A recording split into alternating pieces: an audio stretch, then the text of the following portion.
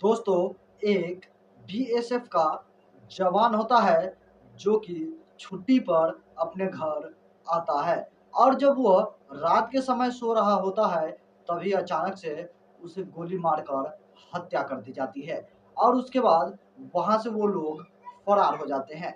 और इस मामले को लेकर उस बीएसएफ जवान का जो पिता होता है वो अपने ही गांव के 4 लोगों का नाम बताते हैं जो कि उसके बेटे की हत्या कर सकता था। लेकिन जब पुलिस इस मामले की छानबीन करते हैं और इस मामले का जब खुलासा करते हैं तो कातिल कोई और ही निकलता है। यकीन मानिए, जब इस कहानी को आप सुनेंगे तो आप भी हैरत में पड़ जाएंगे। आप भी आश्चर्यचकित हो सकते हैं कि आखिर ऐसा कैसे हो सकता है। तो चलिए इस पूरी कहानी को विस्तार से सुनते हैं। दोस्तों, यह घटना उत्तर प्रदेश राज्य के मेरठ जिले की है। उसी के अंतर्गत इंचौली थाना क्षेत्र होता है और उसी थाना क्षेत्र के अंतर्गत धनपुर एक गांव होता है। और उसी गांव की यह कहानी है जहां पर एक बीएसएफ का जवान जो कि पश्चिम बंगाल में तैनात होता है, वो वहां से 3 मार्च को छुट्टी पर अपने घर समय बिताने के लिए आता है और वो वहां पर अपनी पत्नी के साथ, अपने माता-पिता के साथ बहुत ही ज़्यादा खुश होता है। लेकिन तभी एक दिन जो बीएसएफ का जवान था, उसका नाम नैन्सी जाटव होता है और वो अपनी पत्नी के साथ कमरे में सो रहे होते हैं। तभी अचानक से उसे गोली मार दी जाती है और उसके बाद उसकी मौत हो जाती है। और इस मामले को लेकर जब उसके माता-पिता को पता चलता है, तो उन्हें यकीन ही नहीं हो रहा था कि आखिर उसके बेटे का कोई कत्ल कर सकता है। दरअसल इस मामले को लेकर उसके पिता को शक होता है कि उसके पिता का गाँव के कुछ लोगों के साथ ज़मीनी विवाद को लेकर लड़ाई झगड़े थे। इसलिए उन लोगों को शक होता है कि वो लोग कहीं उसके बेटे का कत्ल कर दिया। इसीलिए वो लोग इस घटना की जानकारी पुलिस वाले को देते हैं और पुलिस वाले जब उस घटना स्थल पर पहुँचते हैं और उस डेड बॉडी की स्थिति को देखते हैं, तो वो एक चारपाई पर घर के बाहर ही सोया हुआ था और जो माता-पिता होते हैं, वो दूसरे कमरे में दरवाजे पर सोए हुए होते हैं। इसीलिए इस बारे में किसी को कुछ भी पता नहीं चलता है। और जो पत्नी थी, वो अलग से कमरे में सो रही थी। लेकिन जब पुलिस वाले उन 4 लोगों के बारे में पता लगाने की कोशिश करते हैं, तब मालूम पड़ता है कि वो चारों लोग उस वक़्त काम पर गए हुए थे, जिस वक़्त उस व्यक्ति की हत्या की गई थी। अब मामले में और भी गहराई से जांच और छानबीन करना शुरू कर दी गई। इस जवान नैन्सी जाटव के बॉडी को पोस्टमार्टम के लिए भेज दिया गया, लेकिन इधर कहीं भी कोई भी सुराग पुलिस वाले को नहीं मिलता है।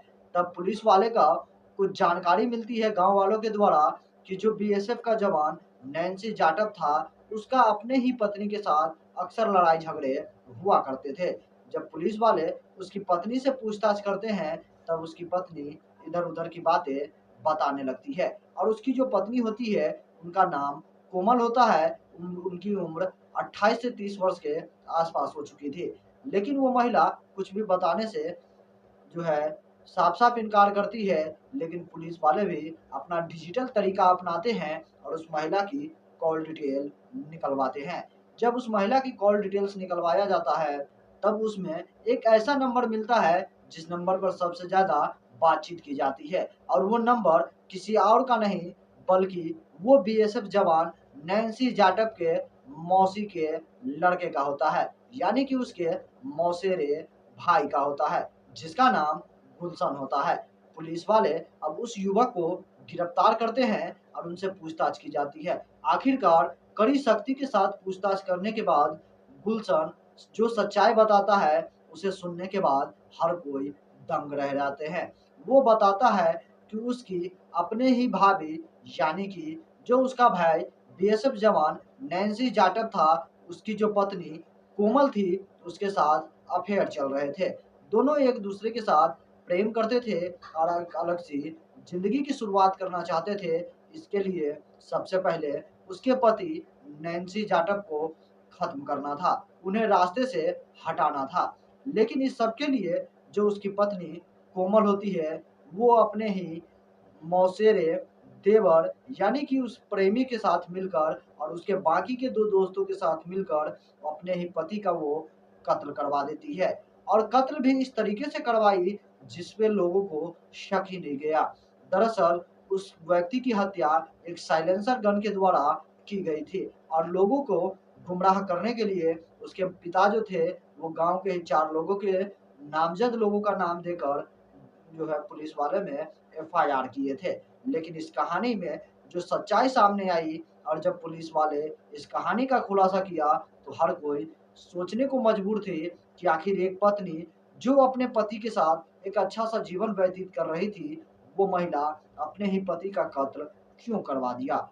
जबकि वो महिला उस रिश्ते में लगने वाले देवर के साथ अफेयर में थी, तो जब तक इसके बारे में उसके पति नैन्सी जाधव को पता नहीं था, तब तक तो उन्हें कोई प्रॉब्लम ही नहीं थी। लेकिन इसके बावजूद भी वो महिला कोमल अपने पति की जान ले ली। आखिरकार पुलिस वाले इस मामले में उन दोनों को गिरफ्तार करते हैं और साथ ही साथ उसके रिश्ते में लगने वाले देवर के साथ जो 2 और अलग-अलग व्यक्ति थे, उन दोनों की भी तलाश जारी है और जल्द ही उन दोनों को भी गिरफ्तार कर लिया जाएगा।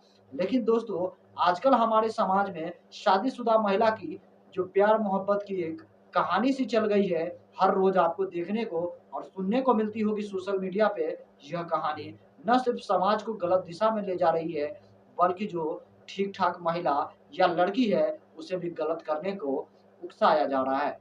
बाकी दोस्तों, इस अजीबो-गरीब घटना को सुनने के बाद आप लोगों को क्या लगता है, हमें कमेंट में ज़रूर बताइएगा। बाकी दोस्तों, इस वीडियो से मैं विदा लूँगा और फिर मैं मिलूँगा आपसे अगला एक नई एपिसोड में, एक नई कहानी के साथ।